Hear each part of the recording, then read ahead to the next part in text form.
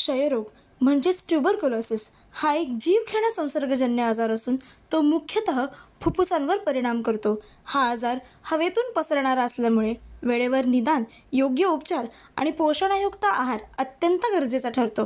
देशाला टीबी मुक्त करण्याच्या उद्दिष्टाने प्रधानमंत्री नरेंद्र मोदी यांनी दिलेल्या टीबी मुक्त भारत या संकल्पनेला देशभरातून मोठा प्रतिसाद मिळत आहे. याच संकल्पनेला प्रत्यक्षात उतरवणारे आणि गेल्या 7 वर्षांपासून क्षयरोगाविरुद्ध लढा उभारणारे आरोग्य सभापती व नगरसेवक किरण भोईर यांनी पुन्हा एकदा आपल्या कार्याची छाप उमटवली आहे. त्यांच्या या उल्लेखनीय योगदानाची दखल घेत महाराष्ट्र शासनातर्फे यावर्षी त्यांना निक्षय मित्र पुरस्काराने सन्मानित करण्यात आले आहे.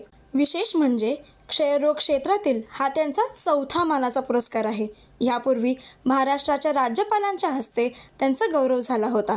तसेच जिल्हाधिकारी कार्यालय ठाणे यांच्या माध्यमातून सलग 3 वेळा त्यांना सन्मानित करण्यात आले होते. ही त्यांच्या सातत्यपूर्ण आणि समर्पित कार्याची पावतीच आहे. किरण भोईर यांनी आतापर्यंत तब्बल 700हून अधिक क्षयरोग रुग्णांना मोफत पोषण आहाराचे वितरण केले आहे. केवळ एकदाच नव्हे तर प्रत्येक महिन्याला रुग्णांच्या दारात पोहोचून त्यांना आवश्यक आहार देण्याचे कार्य ते निष्ठेने करत आहेत. त्यांच्या या उपक्रमामुळे अनेक रुग्णांना उपचारात मोठी मदत मिळत असून त्यांचे आरोग्य सुधारण्यास गती मिळत आहे. या संपूर्ण उपक्रमात किरण भोईर यांच्या पत्नी डॉक्टर रचना भोईर या देखील त्यांच्यासोबत कार्यरत असून रुग्णसेवेत त्यांचेही महत्त्वपूर्ण योगदान आहे.